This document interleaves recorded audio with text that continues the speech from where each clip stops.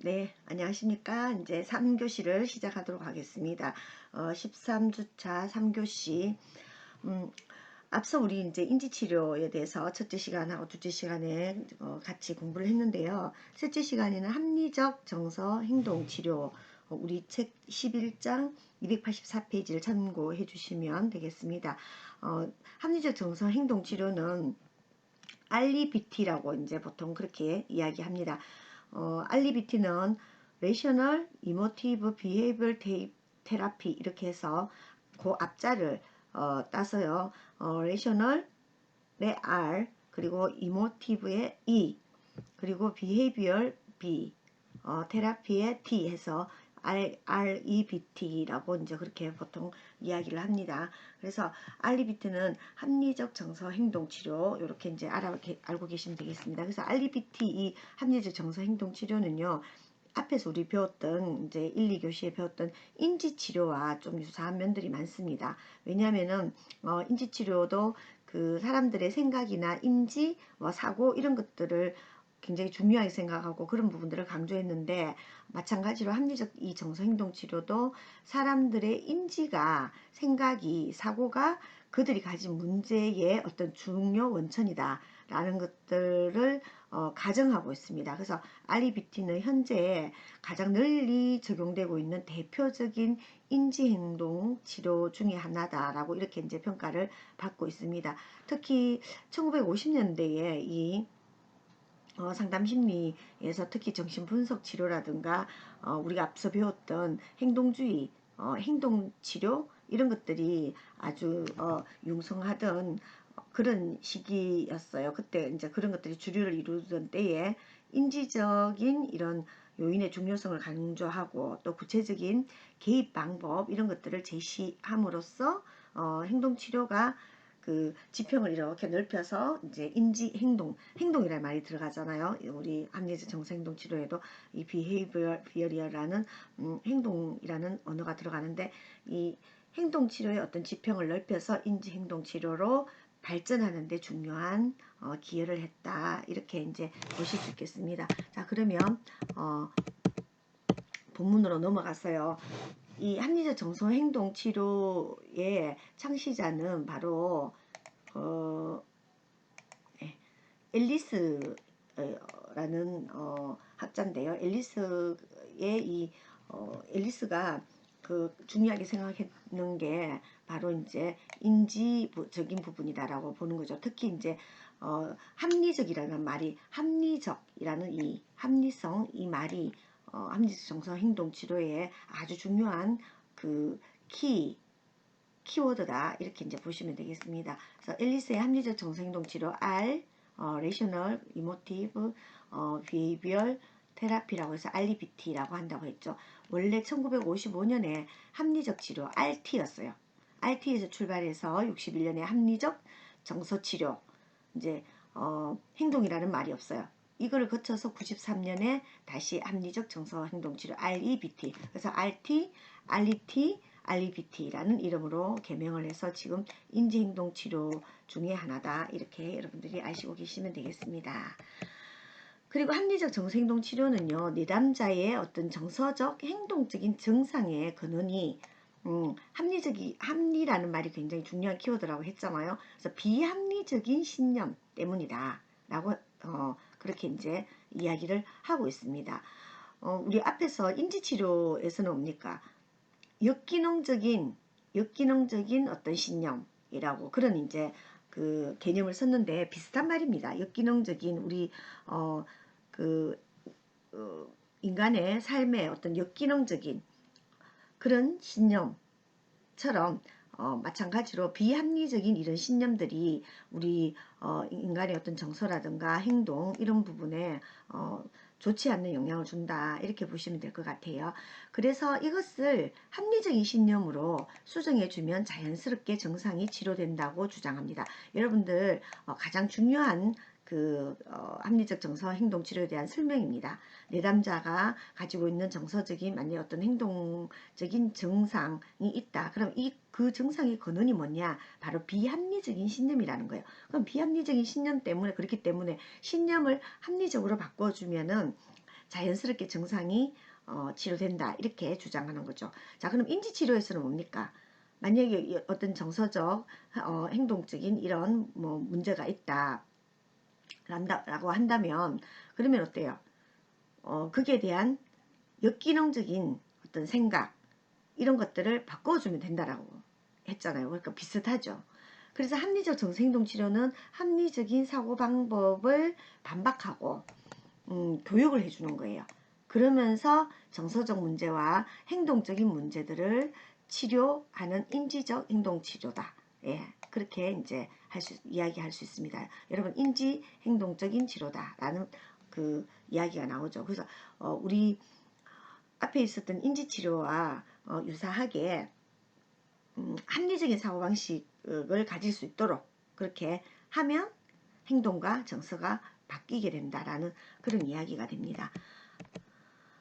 그래서 합리적 정서행동치료의 쭉 발전 과정을 좀 보면요. 초기에는 뭐 인간은 어떤 것에 의해서 장애를 받는 것이 아니라 그가 그것을 취하는 관점에 의해서 장애를 받는다라고 말했어요. 그래서 이런 그 고대 그리스의 스토아 철학파의 어떤 영향을 받았다. 이렇게 이제 보고 있고, 그리고 아들러의 어떤 사회적 관심이라든가 이런 것들을 좀 적용했다라는 거, 그리고 호나이가 말한 당위성의 개념, 뭐뭐뭐 해야 한다라는 이런 부분들에 대한 공감.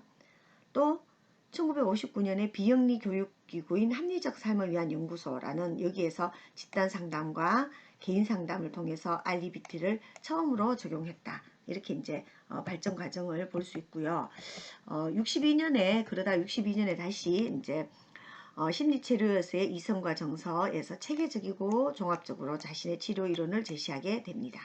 그리고 93년에 드디어 합리적 정서행동치료 REBT로 이름을 바꾸게 되죠. 그래서 사고를 강조하긴 하지만 감정이라든가 행동, 이 생각 이런 것들이 서로 얽혀 있고 분리될 수 없는 것이다 라고 그렇게 보는 것이죠. 그래서 정서와 정서적인 부분과 감정과 행동 이 세 개가 같이 얽혀 있다 라고 그렇게 보면서 이제 합리적 정서행동치료 REBT 로 이제 이름을 바꾸게 됩니다. 가장 최근에 수정된 이론이 2단계의 REBT 개념입니다. 일반적인 REBT, 뭐 선택적 혹은 정밀한 REBT 뭐 이렇게 해서 좀 최근에 또 어떤 수정된 이론이 있기도 합니다. 그래서 앨리스가 세상에 대한 사람들의 지각을 강조하기 때문에 몇몇 사람을 그를 뭐 구성주의자로도 본다고 하는데, 어쨌든 여러분들이 꼭 아셔야 될 것은 합리적 정서행동치료 REBT라고 하고, 이 REBT를 창안한 사람은 바로 누구다? 앨리스다라는 거, 알버트 앨리스다라는 거를 여러분들이 알고 계시면 되겠습니다. 자, 그러면 주요 개념인데요. 여러분들 그 합리적이라는 어느 그 말이 굉장히 많이 나옵니다. 이 워딩이 굉장히 중요한데, 자, 그러면은 합리적 정서행동 치료에서 주요 개념에 비합리적인 신념이 나옵니다. 비합리적인 신념 때문에 사람들이 어떻다고요? 바로 정서적인 이런 행동적인 이런 문제점들이 나타나게 된다. 이렇게 보는 것이죠. 자, 그럼 비합리적인 신념이란 무엇인가? 부적절하고 자기 패배적인 정서를 야기하는 사고가 바로 비합리적인 신념이다. 이렇게 보고 있습니다. 288페이지에 있어요. 1973년에 앨리스가 이렇게 이야기를 합니다. 비합리적인 신념에 대해서 우리 책에 이제 나와 있습니다. 그 비합리적인 신념의 근간이 되는 것은 바로 자신의 당위성, 타인의 당위성, 상황 조건의 당위성 뭐 이런 거예요. 뭐 당연히 뭘 해야 되고 뭐 타인도 꼭 나한테 이렇게 해야 되고 타인도 이래야 되고 상황은 꼭 그래야 되고 뭐 어떤 당위적인 이런 것들이 그 비합리적인 신념의 근간이 된다라고 하는 거죠. 절대적인 거. 나는 꼭 뭘 해야 돼. 난 꼭 이걸 절대 안 하면 안 돼. 너도 꼭 뭔가를 해야 돼. 뭔가를 꼭 절대 하면 안 돼. 뭐 예를 들자면 우리 사회에서 절대 이혼은 절대 안 돼라든가 뭐 이런 것들 뭔가 절대 안 되는다라고 이야기할 때 만약에 그 일이 생기게 되면 어떻게 돼요? 그러면 정말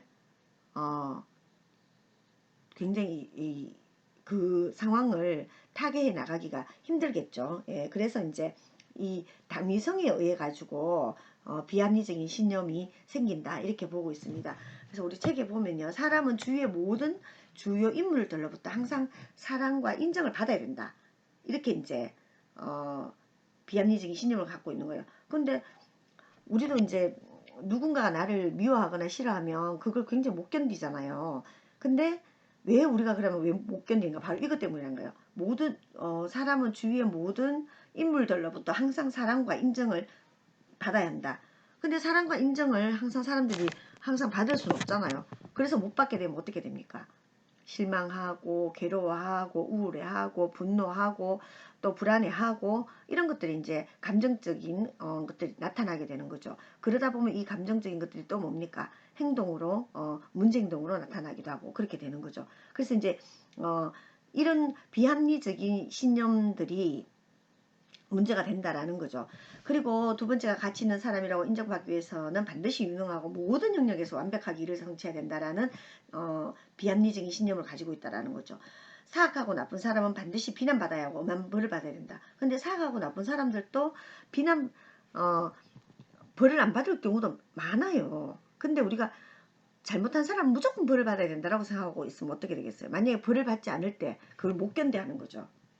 그러면서 이제 문제 행동을 하거나 아니면 너무 이제 막 그 필요 이상으로 분노하거나 이렇게 되겠죠, 그죠? 그리고 일이 내가 바라는 대로 되지 않으면 끔찍하고 무서운 파멸이다라든가 아니면 불행은 외부 환경 조건 때문이고 개인은 그것을 통제할 수 없다라든가 뭐 하여튼 이런 여러 가지요. 세상은 반드시 공평하다. 정의는 반드시 승리해야 된다. 근데 정의가 반드시 승리 안 할 때도 많습니다. 그리고 세상은 공평할 때도 있지만은 공평하지 않을 때도 있는 거죠. 근데 이렇게 해야 된다라고 하는 거 이런 것들이 다 비합리적인 신념이라는 겁니다. 나는 항상 고통 없이 편안해야 된다. 다른 사람은 다 고통이 있어도 나는 고통 없이 나는 항상 고통 없이 편안해야 한다라고 생각하는 거. 이런 것들을 모두가 다 뭡니까? 비합리적인 신념이라는 거죠. 그래서 이런 신념들은 대부분 다 자기 패배적이라든가 절대적이라든가 과장적이라든가 굉장히 독단적이라든가 이기적이라든가 비현실적이라든가 모순적이라든가 일관성이 없다라든가 이런 그 특성을 가지고 있다. 여러분들 이렇게 아시면 되겠습니다. 자, 볼까요? 비합리적인 신념이 되게 여러분들 이 합리적 정서행동치료에서 아주 중요한데 우리 책에도 보면 289페이지 요 표가 있습니다. 합리적인 신념과 비합리적인 신념을 비교를 한번 해볼게요. 한번 볼까요?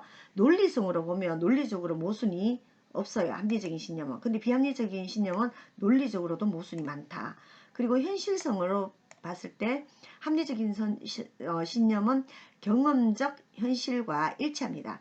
경험 속에 이렇게 있는 것과 일치하는데 비합리적인 거는 경험적으로도 일치하지 않는 거예요. 그럼 예를 들자면은 세상은 반드시 정의는 반드시 승리해야 한다라고 내가 그런 이제 신념을 가지고 있다고 합시다. 자, 경험적으로 봤을 때도 어때요? 정의가 항상 승리하는 건 아니죠. 그러니까 일치하지 않는 거예요.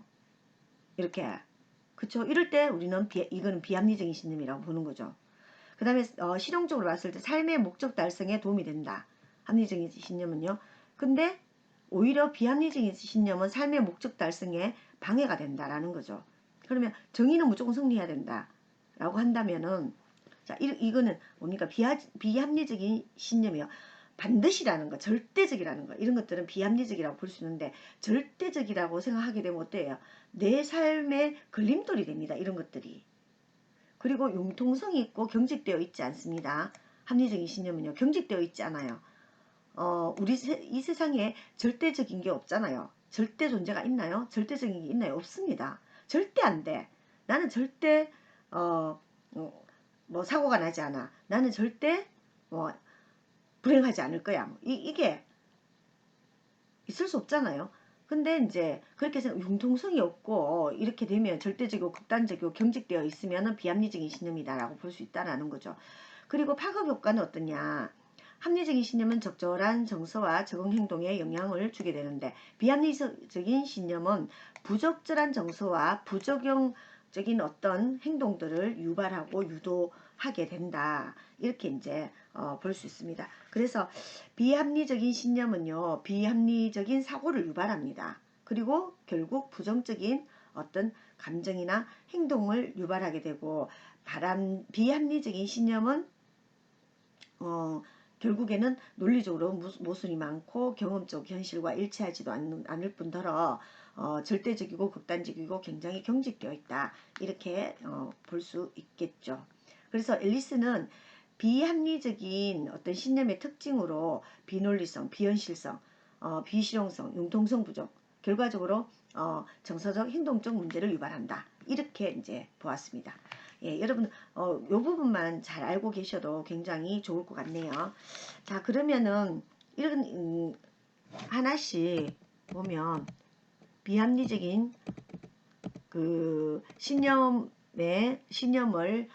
유발하는 네 가지: 당위적인 사고와 파국적인 사고, 자기와 타인 질책적 사고, 낮은 좌절 인내력, 이런 것들이 이제 바로 비합리적 신념의 네 가지 유형의 사고를 유발하는 것들인데요. 일단 당위적인 사고예요. 당위적인 사고는 자신에 대한 당위적인 것, 타인, 상황, 조건, 이렇게 있다고 했죠. 그래서 자신에 대해서는 나는 완벽하게 행동해야 되고 항상 성공해야 되고 나는 사랑스러워야 하고, 만약 그렇지 않으면 나는 너무너무 무능력하고 무기력한 존재다라고 이렇게 보는 경우 어떻게 해서요? 불안하고 우울하고 자존감이 굉장히 낮은 걸로 그렇게 흘러가겠죠. 그리고 타인에 대해서도 그래요. 다른 사람들은 항상 나한테 친절해야 되고 공평하게 대해야 되고, 그렇지 않으면 나를 학대하거나 뭐 이러한 대가로 벌을 받아야 되고 끔찍한 일을 당할 것이다 라고 그렇게 생각하고 있는 거예요. 이거는 뭐예요? 바로 분노와 복수심으로 이어지게 된다라는 겁니다. 그리고 또 다른 당위적인 거, 인생은 내가 원하는 방식으로 진행돼야 되고 너무 어렵거나 뭐 좌절감을 느끼게 해서는 안 된다. 그렇지 않으면 인생은 끔찍하고 나는 정말 참을 수 없어, 이렇게 생각하면 어떻게 되겠어요? 차라리 무서워서 활동 안 하게 되는 거죠. 좌절에 대한 낮은 어떤 인내력이라든가 자기 연민이 생긴다든가 분노와 우울을 초래하는 거죠. 그래서 당위적인 사고, 당연히 그렇게 해야 되고 꼭 그렇게 해야 되고 절대 그렇게 해야 되고, 이런 그 사고는 굉장히 이제 비합리적이다. 여러분들 그렇게 아시고 계시면 되겠고요. 파국적인 사고도 있어요. 뭐 나는 뭐 이게 안 되면 정말 끔찍하고 난 정말 견딜 수가 없어, 뭐 이런 거 있잖아요. 이런 게 파국적인 사고입니다. 이게 안 되면 절대 안 돼라는 거. 그래서 항상 당위적이고 절대 안 되고 이런 것들이 다 파국적인 사고인데, 이런 것들이 결국에는 비합리적인 신념을 만들어낸다는 거고, 그리고 자기나 타인에 대한 질책적인 사고, 내 편 들어주지 않은 친구에 대해서 그건 배신 행위를 한 인간은 몹쓸 인간이다 라든가, 뭐 그 친구도 아니고 비난받아서 마땅하고 뭐 몹쓸 인간이라든가 내 편을 안 들어주면 그렇게 생각하는 경우 있습니다. 그러니까 친구들 우리 주변에도 보면 어떤 뭐 그 일이 생겼다, 어떤 큰 사건 같은 이런 것들이 발생해서 누군가에 이렇게 도움을 줘야 되는 상황, 이렇게 됐을 때 그럼 나는 이 사람한테 도움을 줬어요. 근데 누군가가 도움을 좀 청했는데 도움을 같이 좀 도와주자라고 했는데 도와주지 않았어요. 이럴 때도 어때요? 뭐 완전 과장을 하는 경우가 많거든요. 과장을 하는 경우가 많아요. 예를 들어서 정말 뭐 이런 어려운 상황이 됐는데 도와주지 않는 이런 뭐 그 친구에 대해서 정말 너무 끔찍하다라든가 뭐 하여튼 이런 식의 파국적인 사고, 이거 내지는 또 타인을 질책하는 거, 뭐 자기 타인을 비하한다거나 완전히 이렇게 해주지 않은 부분에 대해서 뭐 친구도 아니다라든가 너 니하고는 다시는 뭐 만나지 않을 거다라든가 이런 언어를 쓰는 사람들이 많이 있습니다. 그래서 이게 바로 타인 내지는 자기 질책적인 사고다라고 볼 수 있고요. 그 다음에 낮은 좌절 인내력입니다. 어떤 뭐 우리가 좌절할 상황들이 항상 있죠. 예, 당위적인 요구를 했을 때 만약에 좌절된 상황에 대해서 참을 수 없다고 생각하게 되면 이게 굉장히 비합리적인 사고가 되는데, 도저히 참을 수가 없어라든가, 그래서 낮은 좌절 인내력, 이건 자신의 기대가 만약에 좌절되었잖아요. 그러면 너무 불쾌해서 도저히 참고 살 수가 없다라는 그런 비합리적인 사고를 바로 낮은 좌절 인내력이다 이렇게 이야기를 하죠. 근데 우리가 살아가다 보면 어때요? 뭐 좌절할 때도 있고, 그리고 타인에 대해서 내가 실망할 때도 있고, 뭐 여러 가지 상황들이 많죠. 내가 정말 도움 받아야 될 텐데 나는 도움을 줬는데 도움을 못 받을 때도 있고, 여러 가지 상황들이 있습니다. 그럴 때 우리는 여기에 만약에 절대라는 거, 꼭이라든가 아니면은 당위적인 거, 무조건이라든가 이런 만약에 전제를 깔게 되면, 그러면은 우리는 비합리적인 신념으로 갈 가능성이 많다라는 거죠. 그러면서 나는 다시는 절대 니를 다시 만나지 않을 거야, 아니면은 도저히 참을 수가 없어라든가, 너무 끔찍해, 차라리 이럴 바에 차라리 죽는 게 나아라든가, 이런 이제 사고를 할 수 있다라는 거죠. 그래서 비합리적인 신념들이 이런 당위적인 사고라든가 파국적인 사고라든가 자기 타인 질책적인 사고라든가 좌절에 대한 인내력이 낮다라든가 이런 이제 사고들을 불러일으킬 수 있다라는 겁니다. 그래서 당위적인 사고라든가 이런 것들을 하는 경우에 이런 것들을 많이 가진 사람들은 비합리적인 신념을 가지고 있다 이렇게 보실 수 있겠습니다. 그 다음에 성격의 ABC 이론인데요. 여기에서 어, A는 선행 사건이에요. 우리가 보통 이제 A, B, C, D, E, F까지 이야기를 보통 하거든요. E, B, T 이 이론의 그 상담 이론에서요. 그럼 A는 선행 사건이에요. 그리고 B는 신념 체계예요. C는 결과예요. 컨시퀀스라고 해서 결과예요. 예. 그러면은 이거는 뭐냐면은 정서적 행동치료 결과, 행동적인 결과로 불안이나 우울감 같은 정서적인 문제, 아니면 사회적 회피 행동 같은 공격 행동이라든가 여러 가지 행동이라든가 정서적인 문제가 나타나겠죠. 그런데 이거는 선행 사건 때문에 유발되는 것이 아니라 신념 체계로 인해서 유발되는 것이라는 겁니다. ABC 이론이라는 게요. 우리 책에도 보면은 이런 이야기들이 쭉 나오는데요. 볼까요? 네, 앞으로 다시 가서 ABC 이론에서 만약 예를 들면 이런 거죠.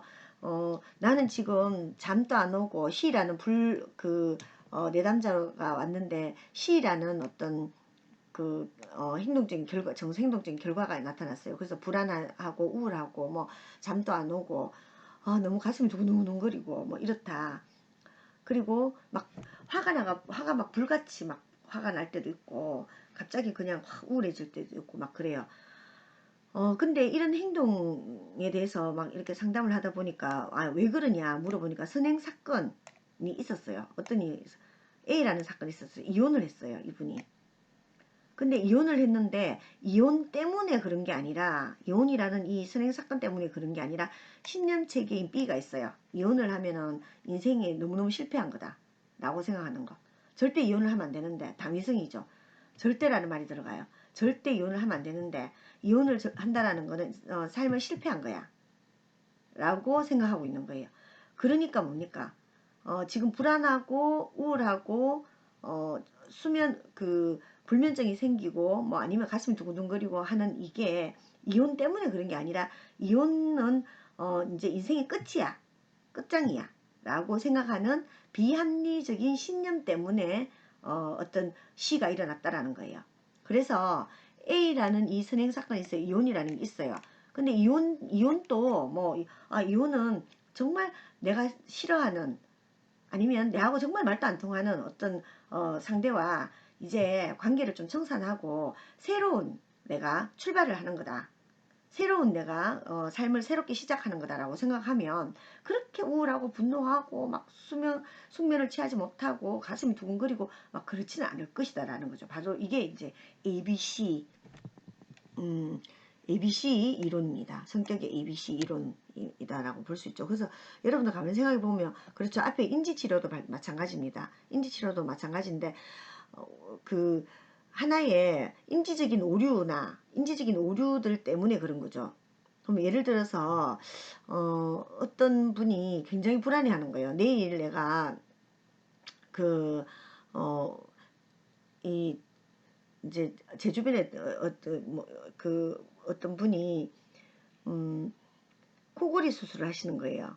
그래가지고 이제 코골이 수술을 하는데 하기로 마음을 먹고 있긴 한데 본인이 이제 아마 걱정을 엄청 많이 하시는 거예요. 왜 걱정을 하느냐 하니까 전신 마취를 한다는 거예요. 코골이 수술하는데. 그래서 제가 이제 아니 그리고 그게 왜 그렇게 불안하냐, 전신 마취를 하는데 그렇게 이야기를 하니까 혹시나 마취해서 깨어나지 못할까 봐 걱정이 된다라는 거예요. 그래서 이제 며칠 동안 잠이 안 온다라는 거죠.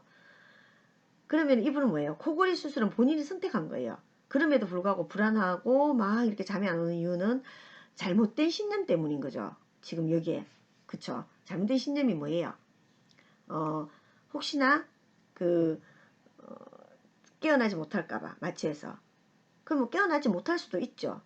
하지만 우리 그 대부분의 뭡니까?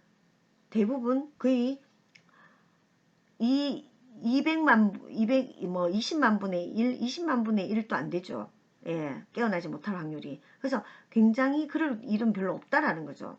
그러면서 이제 좀 잘못된 신념이라든가 이런 것들을 그 고쳐주는 거, 아니면 인지적 오류라고도 볼 수 있죠. 인지적 오류죠. 이런 것들을 수정해 주면 어떻게 됩니까?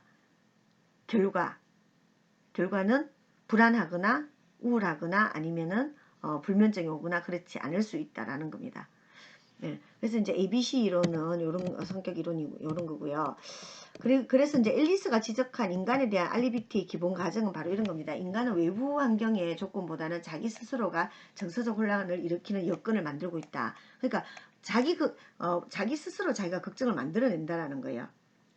비합리적인 신념이라든가 인지적 오류라든가 이런 것들. 그러면 인지치료 같으면 인지적 오류를 이야기하는 것일 것이고, 알리비티, 이 합리적 정서행동 치료라고 한다면은 바로 그 비합리적인 신념이겠죠. 그리고 인간은 사실을 왜곡하고 정서적 혼란을 일으키게 하는 경향성이 있는데, 이러한 경향성은요, 생리적으로 타고난 경우도 있고 문화적으로 학습된 것일 수도 있다라는 겁니다. 그리고 인간은 생각하고 느끼고 행동하는 것을 동시에 합니다.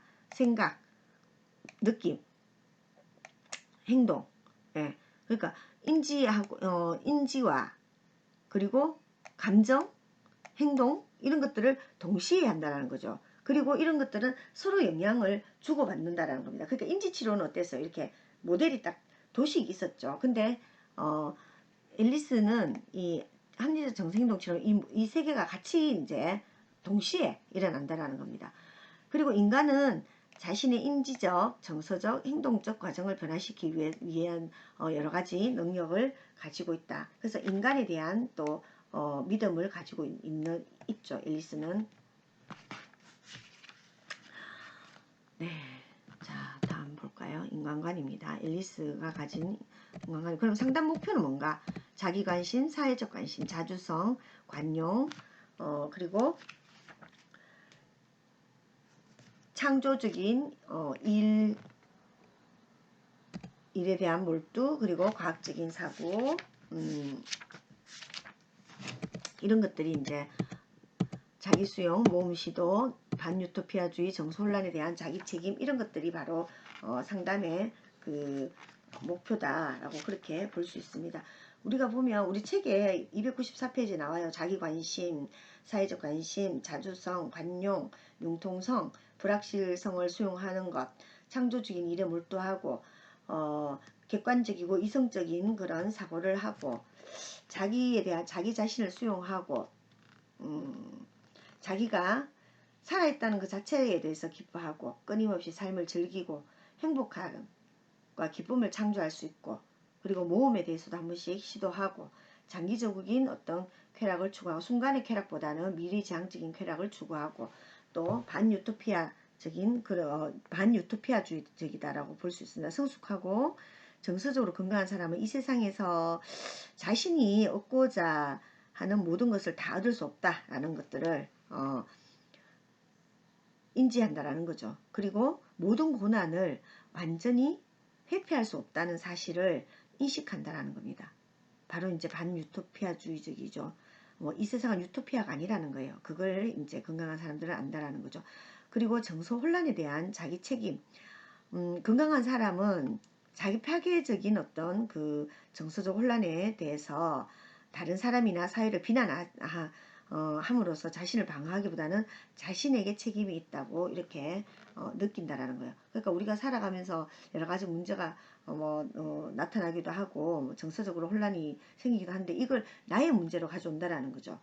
그게 바로 이제 그 우리 합리적 정서 행동 치료 알리비티의 상담 목표다 이렇게 볼 수 있습니다. 여러분들 이제 뭐 어떤 게 있다라는 거 이런 걸 여러분들이 상담의 목표를 알아두시면 좋겠고요. 그 다음에 상담자의 역할이에요. 상담자의 역할은 정서적 행동 치료에서 상담자의 역할은 내담자와 협력적 관계 속에서 매우 적극적이고 주도적이고 가끔은 지시적이고 교육적인 역할을 하는 게 바로 상담자의 역할이다 이렇게 보고 있습니다. 그리고 상담자는 내담자를 근본적으로 실수하기 마련인 인간이다. 그리고 전적으로 선하거나 전적으로 악한 존재가 아닌 거저 인간일 뿐이다 라는 관점에서 무조건적으로 수용하는 입장을 취하고 있습니다. 하지만 REBT 치료자는 내담자에게 지나친 따뜻함을 표현하지 않도록 절제하는 경향도 있습니다. 왜냐하면 너무 의존 내담자가 상담자에게 너무 의존하고 이런 것들에 대해서 좀 REBT 같은 경우에는 그런 부분들을 약간 좀 이렇게 배제하는 이런 부분들이 있습니다. 그래서 상담자의 역할을 너무 지나치게 따뜻하게만 하면 안 된다. 당연히 뭐 따뜻한 상담자가 돼야 되겠지만 오히려 이제 너무 의존적이 되거나 이렇게 하는 것보다는 교육적이고 좀 지시적인 이런 것들 적극적이고 주도적이기도 한 이런 부분들을 이제 강조를 하고 있습니다. 그래서 슬쩍 칭찬, 뭐 과장, 교육 그리고 여기 치료기법들을 보면 심지어는 재미있는 노래를 통해 가지고 치료를 하기도 하고 그래서 여러 가지 것들을 하게 됩니다.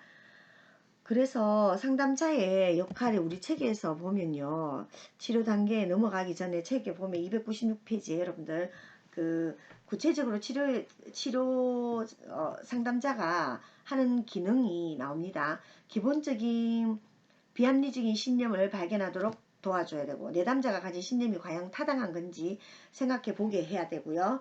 그리고 사고의 비논리적인 면을 좀 부각합니다. 내담자가 가지고 있는 사고의 비논리성 이런 것들을 그리고 유머를 통해서 내담자가 사고의 비합리성 이런 것들을 가지고 있을 때 직면을 시키기도 하고요. 논리적인 분석으로 내담자의 비합리적 신념을 최소화하기도 하고 여러 가지 이제 이런 것들을 이제 활용하게 됩니다. 그러면 치료 단계와 치료 기법인데요. 1단계는 REBT를 소개하고 2단계는 내담자의 문제 진단 및 평가 3단계는 비합리적인 신념이 뭔지를 밝히고 그리고 4단계 논박의 단계 이렇게 가게 됩니다. 그러면 구체적으로 여러분들 한번 보도록 할게요. 자, 이런 치료하는 이제 REBT의 치료 단계인데 치료의 실제적인 사례들을 정리를 해놨어요. 301페이지에 있습니다. 우리 책에요. 보면 A가 이제 ABCDEF 이론입니다. ABC 이론 그리고 ABCDEF 이론이 있는데 ABCDEF 이론까지 해서 치료를 어떻게 하는지 한번 보도록 할게요. 촉발 사건이 있어요. 어떤 사건이 있냐면 나의 상사는 성진평가에서 나에게 보통이라는 점수를 줬어요. 자, 여러분들 같으면 보통이라는 점수를 줬다라고 하면 어떻게 생각하겠어요? 사람마다 다 다르겠죠. 근데 이분은 아주 이제 분노를 했겠죠. 아니 왜 나한테 보통밖에 안 주냐. 뭐 분노 내지는 우울 뭐 이런 것들이 있었는 거죠. 그래서 촉발 사건에 대한 신념이 있어요. 내 상사는 나를 더 칭찬해야 돼. 그는 내가 얼마나 열심히 일하는지도 모르는 멍청이야. 이렇게 열심히 일했는데 이런 평가를 받는 것은 너무 끔찍한 일이야. 이렇게 이제 생각하게 된 거예요. 이걸 너무너무 끔찍한 일이라고 생각하게 된 거예요. 그러니까 이런 신념을 가지고 있으니까 결과는 어때요? 분노하죠. 수치스럽죠. 직장을 잃을지도 모른다는 불안감을 경험하게 됐어요. 그리고 또 행동적으로는 상사를 몹시 비난하는 것으로 나타나게 되었습니다. 그렇죠, 그죠? 그러면 나는 내가 얼마나 열심히 일했는데 평가를 못 받는 건 너무너무 끔찍한 일이야. 거기다가 나는 더 많은 칭찬을 받아야 돼. 이렇게 생각하고 있었는 거예요. 근데 그렇게 하지 못하니까 바로 이런 이제 결과가 나타났습니다. 자, 여러분들 A, B, C만 봤을 때 어때요? 앞에서 제가 이혼에 대한 이혼을 그 예로 들어서 줬는데 선행 사건이 A예요. A가 지금 이것도 뭐예요? 점수를 보통 점수를 받았는 거예요.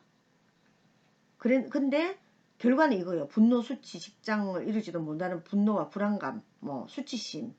거기다 행동으로 그 상사를 비난하기까지 막 하는 거예요. 직장에서. 근데 이런 신념의 결과를 가져오게 된 거는 성진평가에서 점수를 보통을 받았는 이게 그 선행 사건이 문제가 아니라는 거예요. 원인이 아니라는 거예요. 원인은 바로 뭐다? 바로 이거라는 거예요. 이런 신념. 내 상사는 나를 더 칭찬해야 된다는 거. 내가 얼마나 열심히 하는지 알지도 못하는 멍청이다라는 거. 그리고 내가 평가를 이렇게 받는 건 너무너무 끔찍한 일이다라고 생각하는 이 잘못된 신념이라는 거예요. 비합리적인.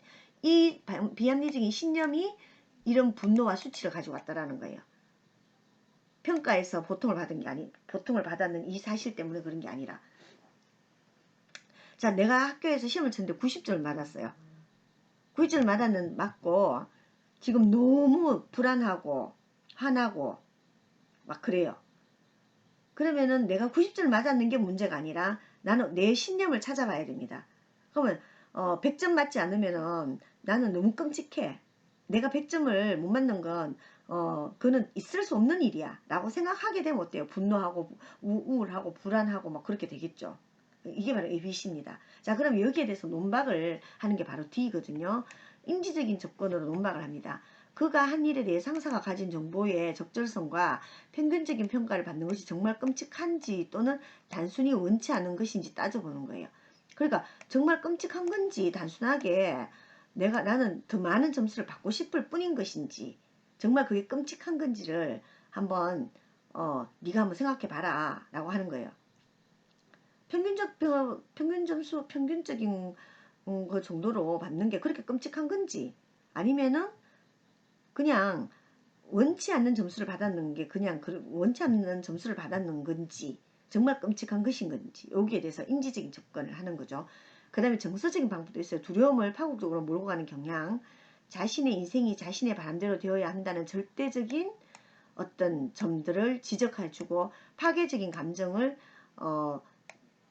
느끼도록 장려합니다.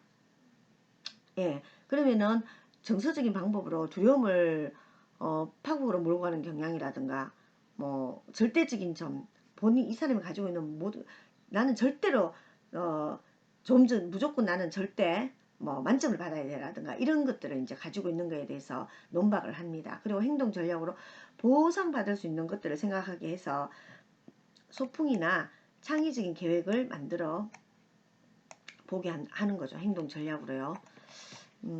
그리고 이제 효과, 철학적인 이제 효과를 가지는 건데 논박에서 얻고자 했던 결과 비록 내 평가가 평균이라 실망했어요. 나는 잘 받고 싶었지만 그것이 세상의 끝은 아니다라는 걸 해주는 거예요.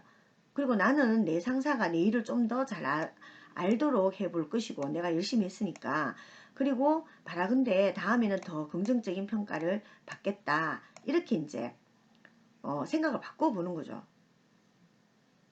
생각을요. 그래서 이제 새로운 감정을 가지게 됩니다. 효과적인 합리적인 신념에서 나오는 새로운 감정과 행동이 나오게 되는데 나는 여전히 평가에 대해서 실망감을 느끼고 있어요. 왜냐하면 나는 잘 받고 싶었기 때문에. 근데 더 이상 망연자실하거나 우울하지 않아요. 나는 다음 평가는 더 잘 나올 것이다. 더 나을 것이다. 더 나아질 것이다. 라고 낙천적으로 생각하고 나는 상사를 만나 그에게 정보를 제공해서 다음번에 내가 원하는 평가를 받도록 그렇게 이제 새롭게 하는 거죠. 그래서 이게 이제 이게 하나의 치료 단계입니다. 여러분들 그래서 내가 상사에게 보통의 점수밖에 못 받았는 걸로 인해서 막 분노가 일어나고 수치스럽고 그러면서 행동적인 걸로 그 상사를 비난까지 하게 됐어요. 근데 잘 들어가서 보면 뭡니까? 그게 그렇게 보통 받았다고 해서 죽을 일도 아니고 그리고 상사가 나를 정말 미워하고 이렇게 해서 상사를 비난할 일도 아닌 거죠. 왜냐하면 나보다 더 잘하는 사람이 있을 수도 있잖아요. 그러면서 이제 뭡니까? 이렇게 새로운 감정을 효과적이고 합리적인 신념, 비합리적인 신념으로 인한 어떤 그 행동이라든가 정서, 감정, 뭐 이런 것들을 이제 논박을 통해서 뭡니까? 새로운 효과적인 합리적 신념에서 새로운 감정과 행동이 나올 수 있도록 그렇게 하는 것. 이게 바로 뭡니까? 그 합리적 정서행동 치료의 어떤 단계다. 이렇게 여러분들 보시면 되겠습니다. 그러면 치료적 기법은 여기 보면 뭐 인지적인 치료 그리고 정서적 행동적인 치료들이 있었는데요. 뭐 치료 기법까지 여러분들이 다 아시면 좋겠지만 그냥 이런 게 있다라는 것만 좀 알아주시면 좋겠어요. 인지적 기법과 인지적 기법에는 불합리적인 신념에 대한 논박을 하고 인지적인 과제를 주고 언어 표현을 변화시키고 뭐 알리비트를 다른 사람에게 적용해 보기도 하고 자신의 상담 회기를 담은 녹음 테이프를 들어보기도 하는 거 이게 바로 인지적인 기법입니다. 불합리한 신념에 대한 논박 이런 것들 뭐 해서 하면 되겠고요. 그 다음에 정서적인 기법은 합리적인 정서적 심상법, 유머 기법, 열정적인 합리적 자기 진술문 이런 것들이 있고 치료 행동적인 기법은 역할 연습 뭐 이런 여러 가지 기법들이 여러분들 있습니다. 요런 게 있다는 것 정도 여러분들 알아두시면 될 것 같아요. 우리가 이제 개론 수업이라서 여러분들이 다 알면 좋겠지만 하여튼 여기까지 이런 것들이 있다는 것 정도를 알아두시면 좋겠고 REBT에서 삼가해야 될 기법들이 또 이제 우리 책에서 나옵니다. 내담자가 더 의존적이 되게 하는 기법은 좋지 않다. 그래서 치료자가 지나치게 온정적이면 안 된다고 이야기했죠. 앞에서. 그런 것처럼 요런 것 때문에 이제 의존적이 되기 때문에 내담자가 더 쉽게 현혹되게 하는 기법. 지나친 낙천주의적인 사고 이런 것들도 뭐 좋지 않다고 이야기하고 장황하면서 비능률적인 기법 뭐 예를 들면 정신분석적인 기법 자유현상 같은 거 되게 이제 깊이 들어가야 되거든요. 이런 것들은 좀 삼가해야 된다라는 거고 내담자에게 단시일 내에 호전될 수 있도록 하는 기법 이런 것들 게슈탈트 치료처럼 뭐 극적인 것 이런 것들을 해내는 것도 이제 좋지 않다. 그리고 비합리적인 사고에 집중하는 내담자의 관심을 다른 데로 돌리는 기법 이런 것들도 이제 좋지 않은 거다. 뭐 이완 기법, 요가라든가 인지적인 왜곡 방법 이런 것들은 이제 좋지 않다. 그리고 비과학적인 사고를 담고 있는 기법. 왜냐하면 합리적 정서 행동 치료잖아요. 합리적인 거라는 건 한편으로는 과학적이라는 것이란 뜻이거든요. 그래서 치료에 대한 지나친 어떤 확신이라든가 신비주의 이런 것들은 이제 REBT에서는 삼가해야 할 기법들이다. 이렇게 보고 있습니다. 그래서 우리가 이제 이 합리적 정서행동 치료에 대해서 마치도록 하겠는데요. 앨리스가 이제 이 합리적 정서행동 치료를 창안을 했고 이 이론을 만들었고 REBT라고 다른 이름은 이제 REBT라고 이렇게 한다라는 것을 여러분들이 알아두시면 되겠습니다. 자 그러면 13주차 이번 주차 강의는 인지치료와 그리고 합리적 정서행동치료 이 두 가지를 이제 수업을 했는데요. 이 두 가지는 다 뭡니까? 어떤 인지 구조에 인지에 초점을 맞추고 있다라는 것들을 여러분들 알아두시면 좋겠고 비합리적인 신념이라든가 인지적 오류 이런 것들로 해서 뭡니까? 여러 가지 정서적인 행동적인 그리고 여러 가지 사고적인 이런 거에 대한 문제점들이 발생하게 된다. 네, 그렇게 해서 이제 정신적인 문제들이 발생하고 행동적인 문제가 발생한다라고 그렇게 보고 있는 상담 심리 이론이다라고 아시면 되겠습니다. 여러분 근데 저도 이제 뭐 상담을 하지만 여러 가지 이제 이론들을 우리가 앞에서 배웠잖아요. 근데 어떤 이론도 완벽한 이론은 없습니다. 이론은 정말 이론 그 자체가 그냥 이론일 뿐입니다. 이론일 뿐이기 때문에 우리는 이제 이론에 대해서는 여기까지 하고요. 다음 마지막 시간에는 상담의 과정과 15장, 16장에서요. 상담의 과정과 상담의 주요 기법들을 그러니까 이론에 나오는 여러 이론에 나오는 기법들과 또 그리고 공통적으로 상담을 하는 과정 이런 것들에 대해서 같이 공부하도록 하겠습니다. 예, 이번 주 3교시까지 해서 강의가 조금 긴데 여러분들 수고 많이 하셨습니다. 예, 감사합니다. 마치겠습니다.